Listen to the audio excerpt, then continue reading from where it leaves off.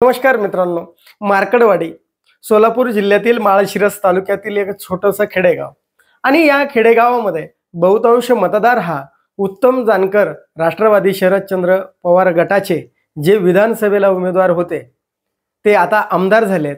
त्यांचा या ठिकाणी बहुतांश मतदार आहे असं सांगितलं जातं.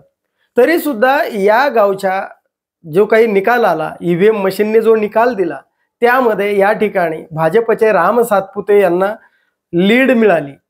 ही लीड मिळाली म्हणजे ग्रामस्थांचा यावर विश्वास बसला नाही. तेव्हा त्यांनी या गोष्टीची सत्यता कशी पडताळायची म्हणून त्यांनी बॅलेट पेपरवर मतदान घेण्याचा निर्णय घेतला. म्हणजे ती सत्यता पडताळली जाणार होती. त्यांना जो ईव्हीएम मशीनवर जी शंका होती ती पडताळली जाणार होती. परंतु हा घेतलेला निर्णय त्यांनी काही प्रशासनाला अंधारात ठेवून घेतलेला नव्हता. त्यांनी प्रशासनाला रीतसर तहसीलदाराकडे अर्ज दिला होता. त्यांनी ती तयारी पूर्ण केली होती आणि संपूर्ण ग्रामस्थांनी ठरवलेला हा निर्णय होता. मग हा निर्णय एकाएकी प्रशासनानं एवढी गांभीर्यानं दखल घेतली, फौज पाठवला, संचारबंदी लागू केली आणि या गावकऱ्यांना त्यांनी बॅलेट पेपरवर मतदान घेण्यापासून रोखलं. बरं, हे मतदान घेण्यापासून रोखलं याचा अर्थ भाजपलाच कुठेतरी या ईव्हीएम मशीनवर शंका आहे का?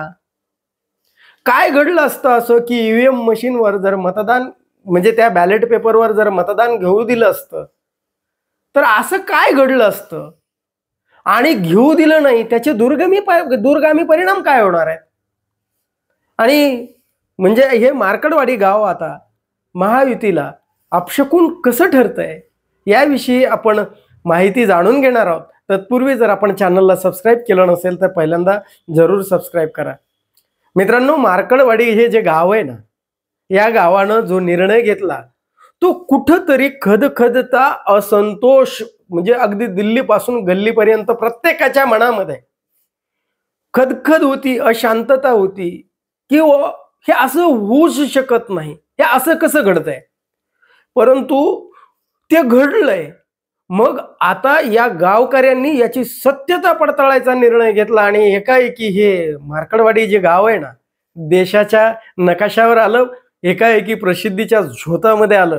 कारण त्यानं अशी वाट मोकळी करून दिली होती की निवडणूक आयोगाच्या संदर्भामध्ये, ईव्हीएम मशीनच्या संदर्भामध्ये कुणालाही शंका निर्माण करायची, बोलल्या जायच्या, प्रश्न उपस्थित केले जायचे. निवडणूक आयोग त्यांचं निरसन करतच नव्हता ही गोष्ट दुसरी, पण लोक बोलत होते, शंका उत्पन्न करत होते. पण असा निर्णय पुढं पाऊल कुणी टाकलं नव्हतं आणि त्या मार्कडवाडीने टाकलं. आता भाजपला जर ईव्हीएम मशीनवर खरोखर शंका जर नसती तर त्यांनी हा निर्णय त्या ग्रामस्थांना घेऊ दिला असता ना. तो त्यांनी घेऊ दिला नाही. याचा अर्थ काय निघतो? याचा अर्थ असा निघतो की कुठेतरी पाणी मुरतंय.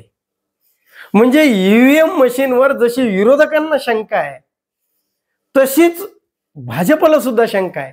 न जाणे बॅलेट पेपरवर मतदान झालं आणि त्या ईव्हीएमचं जर बिंग फुटलं तर इथली ही जी चिंगारी, ही जी छोटीशी आग आहे, देशभर या आगीचा वणवा लागायला वेळ लागणार नाही, हे भाजपला कळालं. म्हणून त्यांना सुद्धा या ईव्हीएम मशीनवर शंका आहे. कारण तसं जर नसतं तर त्या बॅलेट पेपरवर त्यांनी त्या मार्कडवाडीच्या गावाला मतदान घेऊ देण्याला विरोधच केला नसता ना. तो विरोध केला याचं कारणच ते आहे की न जाणे आपलं बिंग फुटू नये. परंतु यामध्ये आणखी एक गोष्ट आहे, जर उलटा निर्णय लागला असता तर विरोधकांची तोंड बंद करण्याची संधी भाजपला या ठिकाणी होती. आणि जर गावकऱ्यांनी जो काही निर्णय घेतला होता त्याला जर समर्थन भाजपने दिलं असतं तर या ठिकाणी जे आत्ता मार्कडवाडीचं जे आंदोलन सर्वत्र पेट घेऊ पाहतंय ते सुरू झालं नसतं. म्हणजे भाजपनं हा निर्णय घेऊन कुठेतरी ईव्हीएम मशीनवर त्यांची सुद्धा शंका आहे असं एक विचार, एक शंका उत्पन्न करण्याला एक संधी दिलेली आहे. बरं, मग जर यांनी आता जर मतदान घेऊ दिलं नाही बॅलेट पेपरवर, त्याचे काय परिणाम होणार आहेत? त्याचे परिणाम दूरगामी परिणाम असे होणार आहेत. बघा, उत्तम जानकर लगेच त्या मार्कडवाडीची माती घेऊन याच्यावर गेले, दीक्षाभूमीवर. तिथं त्यांनी तिथून कॅन्डल आणल्या, ते शरद पवार यांच्या हस्ते आज त्या मार्कडवाडीमध्ये पेटवल्या.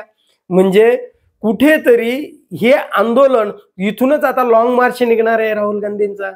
म्हणजे जे आंदोलन जे मार्कडवाडी पुरतं मर्यादित राहिलं असतं ते देशभर नेण्याचं श्रेय आपल्याला भाजपला द्यावं लागेल. कारण ते त्यांनी दडपण्याचा प्रयत्न केला आणि तिथंच हे आंदोलन वाढू लागलं, पेट धरू लागलेलं आहे. म्हणजे जर मग भाजपनं हे आंदोलन रोखल्यामुळं त्याचा काय परिणाम झालाय?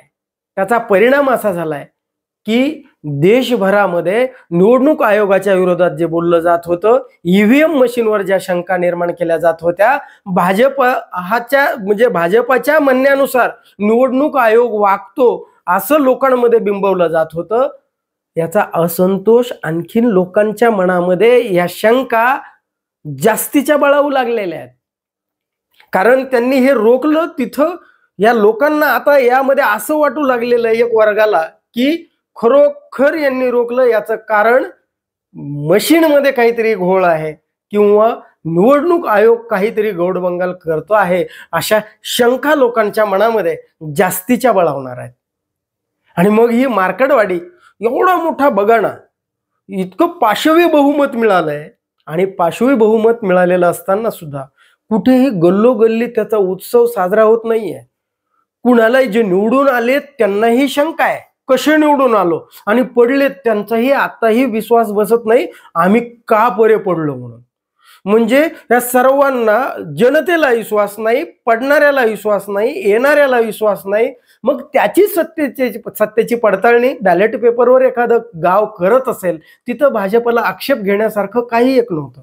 पण त्यांनी आक्षेप घेतला आणि पायावर धोंडा हाणून घेतलेला आहे. आता ही मार्कडवाडी महायुतीला अपशकून कशा पद्धतीने ठरायला लागली आहे? एवढी मोठी सत्ता आली आहे, पण पहिल्या घासाला माशी निघावी. ही ज्या सत्तेच्या ताटात बसलाय त्यांनी पहिल्या घासाला माशी निघावी, तशी मार्कडवाडीनं या सत्तेचा आनंद, सत्ता विजय मिळवल्याचा आनंद या भाजपा महायुतीकडून हिरावून घेतलेला हे मात्र नक्की आहे. कोणताही विजय शाश्वत नसतो आणि कोणताही पराजय हा चिरंतन असू शकत नाही.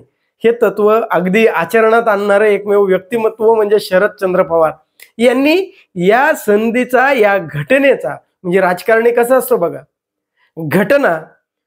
घडलेली घटनेचा फायदा उचलणे अथवा तशी घटना घडवून तिचा राजकीय वापर करणे, याला तर राजकारण म्हणतात ना. परंतु ही घटना म्हणजे लोकांच्या असंतोषाला वाट मोकळी करून देणारी आहे.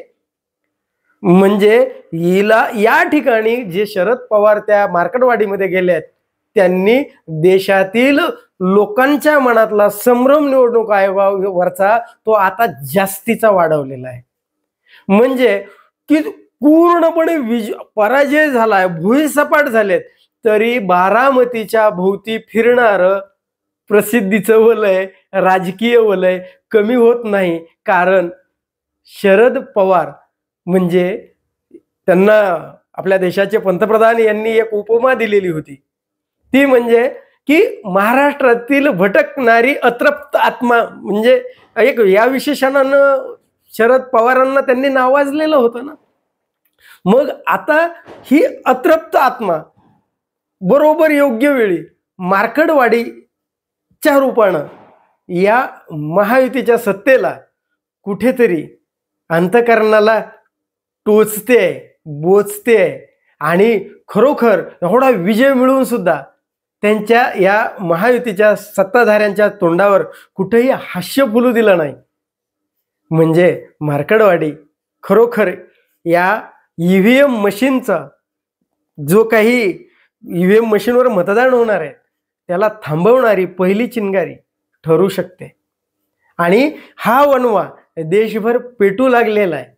प्रत्येक ठिकाणी प्रसिद्धीच्या झोतामध्ये आज मार्कडवाडी, पार दिल्लीपासून गल्लीपर्यंत मार्कडवाडी सगळ्यांना माहीत झाली आहे. त्या जे ग्रामस्थ आहेत मार्कडवाडीचे, त्यांनी जो घेतलेला निर्णय आहे तो या भारत देशाच्या पुढच्या राजकीय इतिहासाला नक्कीच कलाटणी देणारा असणार आहे, यात शंका नाही. आपल्याला काय वाटतं, खरोखर भाजपला ईव्हीएम मशीनवर शंका आहे का? का शरद पवार या मार्कडवाडीच्या रूपानं राजकारण करतायत? ईव्हीएम मशीन अतिशय चांगले आहेत, परंतु निवडणूक आयोग जे काही मतदार याद्यामध्ये नावं कमी करण्यापासून तर मॅनिप्युलेशन करतंय म्हणे, असे विरोधक आरोप करतायत. यामध्ये काही तथ्य आहे. म्हणजे खरोखर यापुढचं मतदान बॅलेट पेपरवर व्हावं, म्हणजे स्थानिक स्वराज्य संस्थांच्या निवडणुका आता पुढे आहेत, नगरपालिका, महानगरपालिका, जिल्हा परिषदा यांच्या निवडणुका तरी बॅलेट पेपर व्हाव्यात असं आपल्याला वाटतं काय? जरूर सांगा. धन्यवाद. जय महाराष्ट्र.